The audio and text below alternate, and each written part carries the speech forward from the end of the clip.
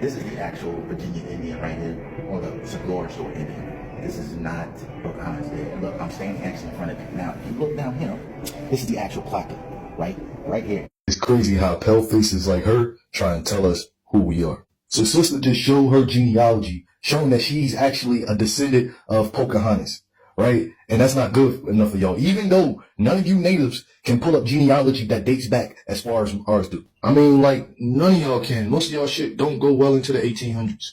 But let me teach you something. Let's start out with a primary source. This is the General Histories of Virginia, New England in the Summer Hours. It's by John Smith, and in his book, it describes Chief Powhatan, which is Pocahontas' dad.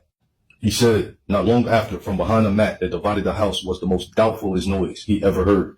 Then Powhatan, more like a devil than a man, with some 200 more as black as himself. And this is a statue of him in the Historical Museum of Virginia. Look at Cub. This is not no pale faces. This is not y'all.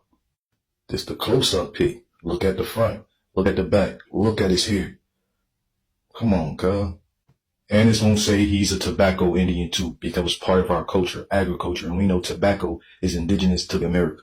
And Google says this image shows a statue of Chief Powhatan, the supreme ruler of the Powhatan tribes in the Chesapeake Bay region in the late 16th and early 17th centuries. He is also known as the father of Pocahontas. The statue is located at the Virginia Museum of History and Culture in Richmond, Virginia. And it says his birth name is Wanon Seneca.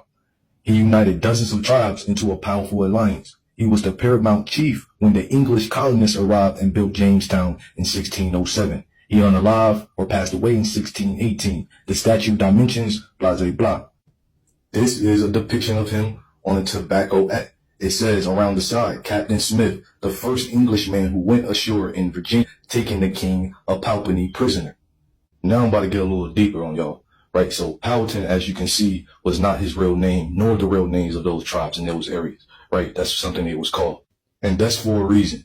Powhatan represents astronomy, the solstices and equinoxes. Powhatan is the name of an annual celebration that took place at the solstices and equinoxes, which really came from the sheep people, which we call the Olmec and Mayans. As you can see on the screen, this is a Mayan glyph of Powhatan. The text in the image discusses the term Powhatan, asserting that it originates from the She Olmec Maya term Powhatan.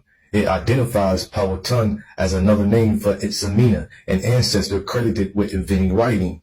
The text also mentions, while some anthropologists consider the meaning of Powhatan lost, the She Olmec Maya people know it as Powhatan. The image also includes gifts associated with Powhatan. The text suggests that the pyramid and mound builders shared some similar phenotypes, cultures, calendars, and language, citing the Powhatan Confederation as an example. The text associated with Mayan glyphs depicts the phrase with ya suffix, which followed by one of the two alternate glyphs. The first one of these is a head of Powhatan, also called God N. This excerpt is likely referencing a discussion or study of Mayan hieroglyphs and their meanings. The glyphs shown are related to Mayan culture and possibly their calendar system. But let me stop giving up all the sauce. I ain't supposed to be doing all of that. And y'all see this right here? This is the solstice and equinox cross. Whenever you see a cross being first depicted, this is what it represents.